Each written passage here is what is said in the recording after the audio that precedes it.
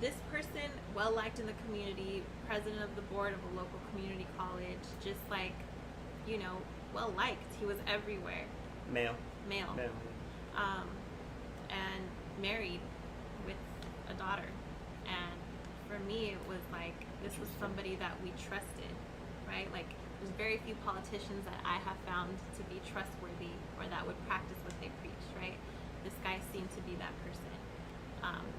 We welcomed him in our home. Like, he would come to events at our home. He was very much like stand-up dude, respectful, all of that.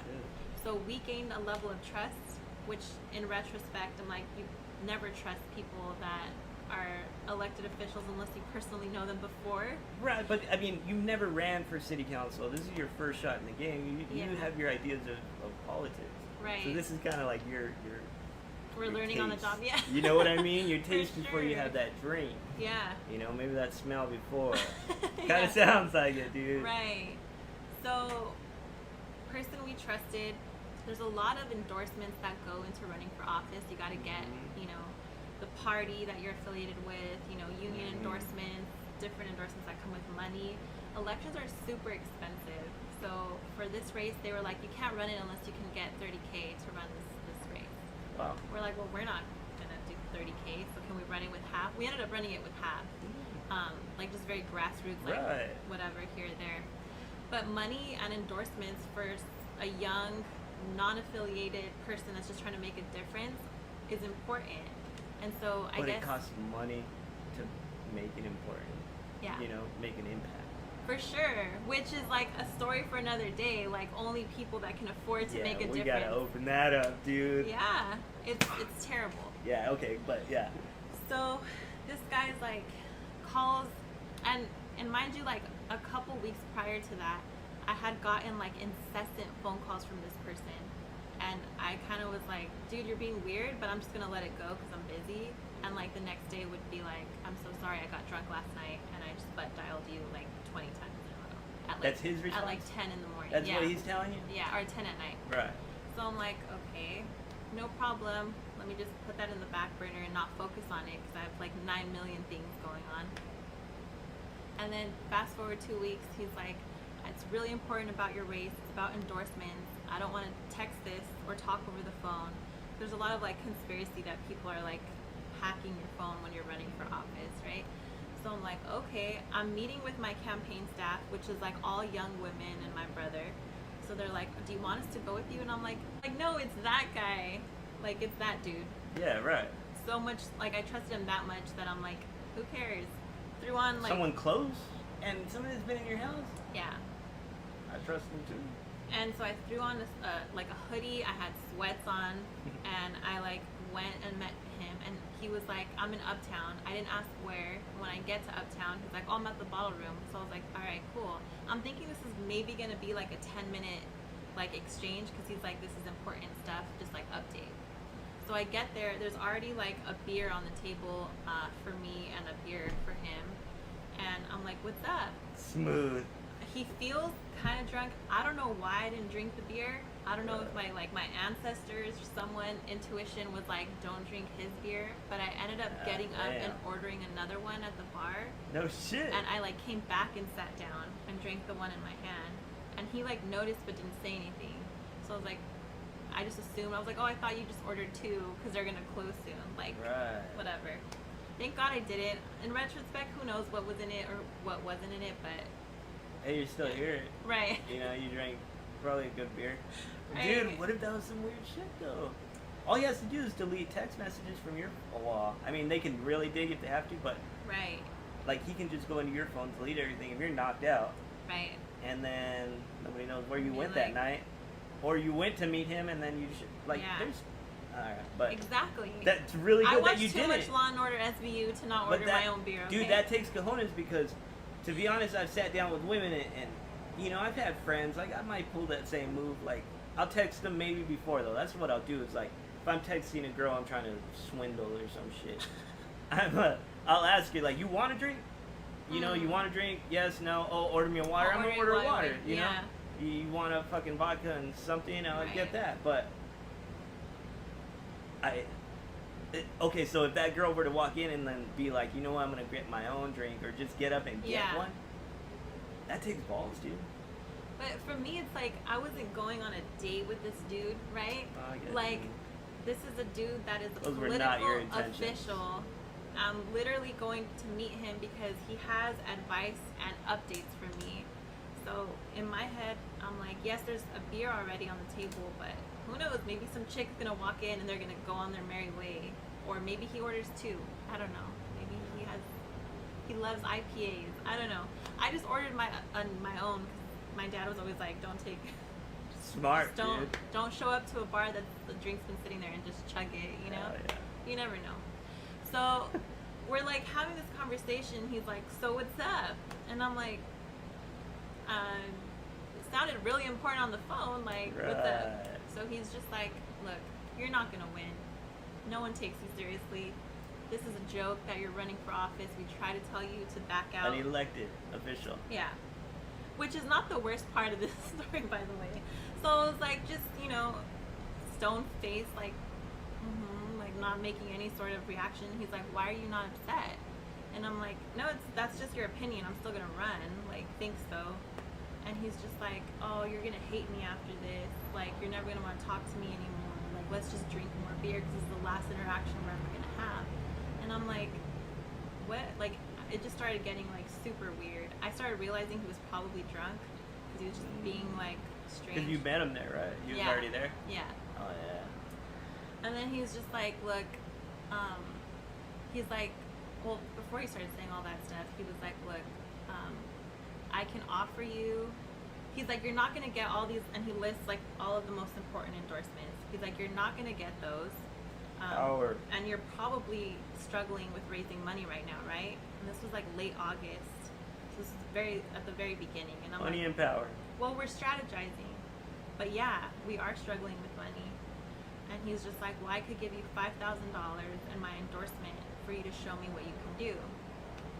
And maybe for like a split second, I was like public speaking, like what do you, my Like, policy what's the stance? opportunity Yeah. here? You know what I'm I'm saying? like, what do you mean? How what drunk I can are do? you, dog? Yeah. You trying to pay me to be a figurehead? Hell yeah. So I'm just like public speaking wise, like, what do you mean show me what you can do? Like, just for Right. a split second. And then I like looked him in the face and I was like, oh no, like he means show me what you can do.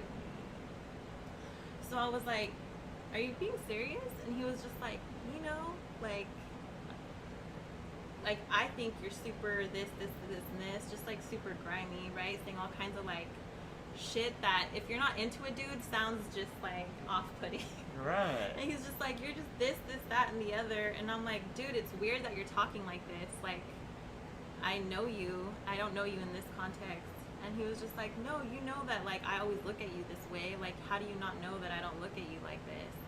So I was like, I have to go to the restroom, and I'm going to be right back. So I go to the bathroom, and I'm, like, freaking out. I'm like, I really could have just left, and I don't know why I didn't. But I stayed in the restroom, and I was like, dude, this fool really just offered me money to have sex with him so that I could run for office. I'm like, I have 10 seconds to figure out what to do. So I was like, I'm just going to go back, tell him thanks but no thanks, and then be on my way. And when I come back, he's just like, I've seen all your modeling pictures, like, from back in the day. He's like, I want you to know that every time I look at you, I imagine what you look like naked. And I was like, this is super uncomfortable now. So I was like, I'm actually gonna go, like, I'm just gonna leave. And he's like, I haven't paid yet. So he just like pulls out cash, drops it on the table, and I start like walking out. This was before the construction of the parking lot behind Nemo's. Okay. So before they started building that, it was just like an empty lot. I don't know if you remember back in the day. Like, I remember Nemo's that like outside cafe that everybody sits at, right so in the where middle you can of like. park back there? Yeah. So that's where it was. Now they're building a huge like parking lot structure there. Oh really? Yeah. But back then it's like dark and it wasn't well lit. Yeah. Oh yeah. It was. Yeah. Yeah. Oh, there's some weird things that went on. Yeah. It was right across from. I used to sit at Havana, and I would like cut down that alley when I had to do like stupid shit, and I fucking booked it down that alley because it was dark and nobody would ever see you, and then you could cut down the alley. It's super like in sketch the right back, there. and like cut down all the way to fucking Whittier if you wanted to. But anyways, yeah. So I'm like, super yeah, sketchy. yeah. I know it. I've been in there. Right. So I'm walking to my car, and then he's like walking behind me, and he's like, slow down, and I'm like, nope, not slowing down, not even turning around to tell him anything. I'm just like walking to my car, and there's no other cars around. So I'm like, fuck. Then I start getting nervous. He's not the biggest dude, but I just started getting like, shit, it's gonna just be me and him in a parking lot right now. And I'm like looking for his car. I don't see it. So I'm like, okay, at least his car's not close by. So, you know, just kick him and like get going. Yeah.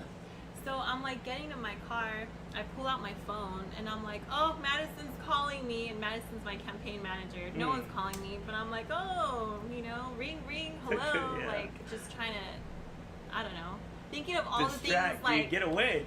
And You're prey getting away from a predator, dude. I'm just You're thinking prey of all the looking for things like something. when you're little, someone tells you to It's do. a lightning at Right. You know, help me out here. I was like, shit. So I'm getting in front of my car, and he's like, oh, she can wait, and he just like takes the phone out of my hand, and then I'm like, fuck, he has my phone now, and I'm like, well, she knows I'm here with you, and now I'm talking super calm, because I'm like, if I start flipping out, like, I don't know, what if he gets aggressive, and then I don't know, all these thoughts, right, like split second thoughts, split second decision making. Sure. You're not sure like if you're making the right decision, but you're just going with what you think is going to keep you like out of a worse situation. Yeah. So yeah, I'm just like, look, she knows I'm here, like she knows I'm meeting with you, so she's expecting me to go to her apartment and like drop some papers off. So it's like, now you know that she knows where I am and with who I am. Yeah. Like, you have my phone, but she knows that I'm here with you. And he's like, I'm not going to give you back your phone until you tell me how hot you are. I'm like, well, that's just weird. And it was just super uncomfortable for me. So I'm like, I just actually just need my phone back, and I just need to go. He's like, nope. And now he's standing between like me and my car, and he's like, this could be so easy for you. Like, you know, things could get so much worse. Like, all you have to do is show me what you can do, and like, you have your council run made. And I'm like, I need my phone back, and I just want to go.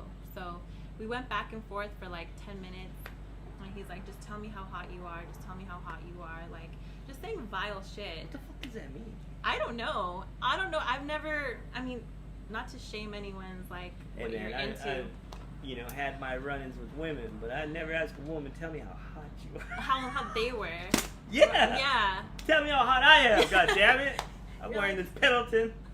Well, it's expensive. Yeah. Yeah, I don't know. It was just like a super vile, disgusting incident, and I like didn't know what he wanted. So after a while, he was just like, look, I'll give you your phone, but I just want you to know that every time I interact with you or I see you, like, I imagine what it would feel like to be inside of you. And I feel like at that point, sorry. Dude. My bad.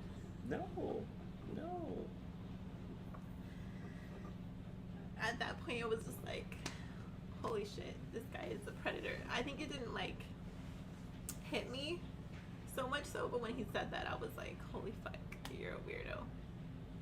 So he was like, well, I don't want Madison to show up here wondering where you are. So he finally gave me my phone back. Let me get you a tissue real quick. Thank you. God damn it, I didn't want to cry.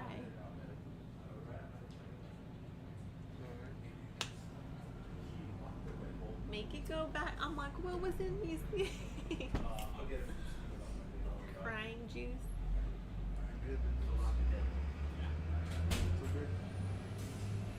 Embarrassing.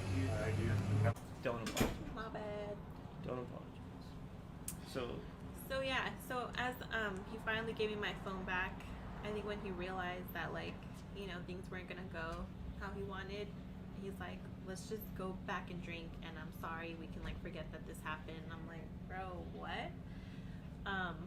No thanks. And he's just like, I have Coke, like if you want to do Coke.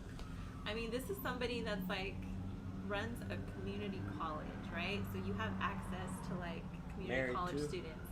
Yeah. And as a daughter, right? Speaking of like the perspective of a father who would hate for something to happen to his daughter, like I guess he skipped that like whole mind process. Thinking with Yeah. So as I left, I called Madison for reals, and I just like had a full blown panic attack. And it was the middle of our campaign, right? Or at least the beginning of it. Someone who people already underestimated, who like already was seen as someone who was like not worthy of holding this office. So if I come out and tell everybody this story, it's my word against someone who's like well liked in the community. She's doing it for attention. She's doing it to get her name You're out young. there. She's young. Why was she at a bar in the first place? Like, I just didn't have it in me to like come out with the story then. So, and I had to do everything as Ferrada 2020 and not as you know. So every decision that I made had to be for the betterment of the campaign. So, you know, COVID happened. The election was March 3rd. We lost, obviously. But after March 3rd, it was like COVID, and then, you know, I've just had time to reflect and just like, I did share with some community leaders that I trusted what happened. And then I saw one of them have him on his show. And in my mind, I'm like, I can't expect you to be held accountable if it's a secret between you and I, right? Like, people need to know, because you just sweeping it under the rug and still holding this person up is like dangerous, not just because of what happened to me, but because of what he has access to. So I shared that story, and immediately, which is like just gives me the goosebumps, like how many people reached out and said that they've had a similar incident with him. You know, one thing that I'm so sorry that you went through that. First off, as a dad, a dad to girls, you know, a brother to sisters, an uncle to nieces, a son to a mother, you don't want that shit in your life. And when you hear about it happening, I'm sorry. And one thing that I picked up on from your story is how, you know, it was quite obvious he's trying to solicit you for sex, and he's trying to basically tell you, hey, I'll give you money, you know. But what stuck with me is when you kept saying, show me what you can do. When he kept saying, show me what you can do. When I hear that, I immediately think, you know what you're doing. This is practice. Practice. How many times did he fuck up and come on too strong and get pushed back? And then started realizing, all right, show me what you can do as an opener. So if that girl or that woman decides to open that door, now he gets to use that as, now I can throw my sex shit at you. I can imagine myself doing these, you know, just being a dirtbag, a dog, you know what I'm saying? And this is practiced. And the thing with being an asshole to women is it's practice. You've done it over time. Right. You've seen it in your own household. So to me, when I hear of a man, which I shouldn't use that term for this person, but when I see in someone acting like that, all it does is exploit their pure ignorance and their littleness. They're little people inside. They got the money, they got the power, right? They got that to offer you, but they don't have shit inside them. Right. They ain't got a heart, they ain't got emotions, they ain't got love. They don't have love for their wife.